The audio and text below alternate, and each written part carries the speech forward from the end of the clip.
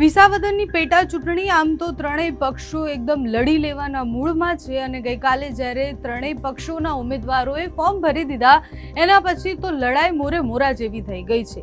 એક તરફથી કોંગ્રેસના ઉમેદવાર એવું કહે કે આયાતી ઉમેદવારને અહીંયા કોઈ પસંદ નથી કરતું, ભારતીય જનતા પાર્ટીના ઉમેદવાર હુંકાર કરે કે અહીંયા તો ભારતીય જનતા પાર્ટી જ જીતવાની છે। આમ આદમી પાર્ટીના ઉમેદવાર ગોપાલ ઇટાલિયાનું એવું કહેવું છે કે ભારતીય જનતા પાર્ટીનો જેટલો ત્રાસ છે અને વિસાવદરની જેવી પરિસ્થિતિ છે, આમ આદમી પાર્ટીને વિસાવદર એક મોકો આપશે। આ બધાની વચ્ચે અત્યારે એઆઈ નો જમાનો છે, એટલે આપણે લોકસભામાં અને એની પહેલા જે ચૂંટણીઓ થઈ એમાં જોયું છે કે કઈ રીતના એઆઈ થી પ્રચાર થતા હતા, કેવી રીતના એ વિડીયોઝ બનાવવામાં આવતા હતા, કેવી રીતના એ ફોટોઝ બનાવવામાં આવતા હતા। એવો જ એક ફોટો અને એવા એક વિડીયો જે છે એ સોશિયલ મીડિયા પર ખૂબ વાયરલ થયો થોડા સમય પહેલા। ગોપાલ ઇટાલિયાએ એક વિડીયો મૂક્યો હતો જેમાં કેશુ બાપા હતા, એમની સાથે વાત કરી રહ્યા હતા। એઆઈ વિડીયોમાં એ કેશુ બાપા સાથે વાત કરતા દેખાય છે કે ખેડૂતોની આ પરિસ્થિતિ કેમ છે ગોપાલ?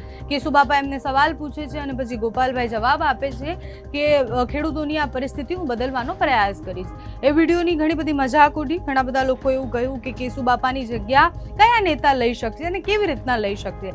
કેશુ બાપા ખેડૂતો માટે જે વિચારતા હતા આમાંથી ત્રણમાંથી કોઈ ઉમેદવાર વિચારે છે કે કેમ, એ આગળનો પ્રશ્ન છે। પણ એ વિડીયો વાયરલ થયો એના પછી હવે કોંગ્રેસ પણ એક એઆઈ ફોટો બનાવ્યો, એઆઈ ફોટો બનાવી અને એમાં શું લખ્યું છે એની વાત કરીશું।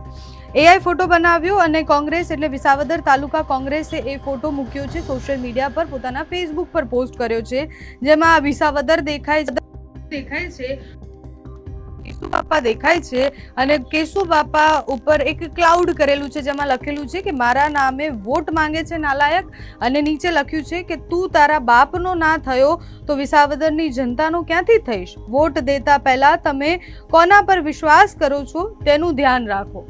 એટલે આ ફોટો પોસ્ટ કરવામાં આવ્યો અને પછી ચર્ચાનું કેન્દ્ર અને રાજનીતિનું પણ આ કેન્દ્ર એટલે છે, કારણ કે વિસાવદરની ચૂંટણીમાં ત્રણેય પક્ષો જે રીતના પ્રચાર કરી રહ્યા છે, ચૂંટણી આવે એટલે આપણે જેમ જેમ ચૂંટણી નજીક આવે એ જોવાનું હોય કે કયો પક્ષ કયા હદ સુધી નીચે જઈ શકે છે।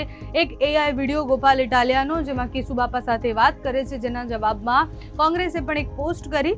જો કે આ પહેલીવાર આમ આદમી પાર્ટી સાથે નથી થયું। અરવિંદ કેજરીવાલ જ્યારે એ એઆઈ વિડીયો વાયરલ થયો હતો કે જેમાં એ ડોક્ટર બાબા સાહેબ આંબેડકર સાથે વાત કરતા હોય છે, એમને આશીર્વાદ આપતા હોય છે, એ વખતે પણ એક વિડીયો ભારતીય જનતા પાર્ટીએ એના જવાબ માટે બનાવ્યો કે ડોક્ટર બાબા સાહેબ આંબેડકર એ અરવિંદ કેજરીવાલને લાફો મારે છે। એટલે આ પ્રકારના એઆઈ વિડીયોઝ અને જે રીતના રાજનીતિમાં અત્યારે પ્રચાર થઈ રહ્યા છે, રસપ્રદ તો ચૂંટણી રહેવાની જ છે, કારણ કે એક પછી એક આક્ષેપ પ્રતિ આક્ષેપો થઈ રહ્યા છે, નેતાઓ એ ફૂલ ઓન ચૂંટણી મોડમાં આવી ગયા છે, જનતા પણ હવે ધીરે ધીરે ચૂંટણીના મૂડમાં આવી જશે અને પછી ત્યાંની સમસ્યા, ત્યાં કેવા નેતા શું કામ કરે છે બધું જ કહેતા થઈ જશે।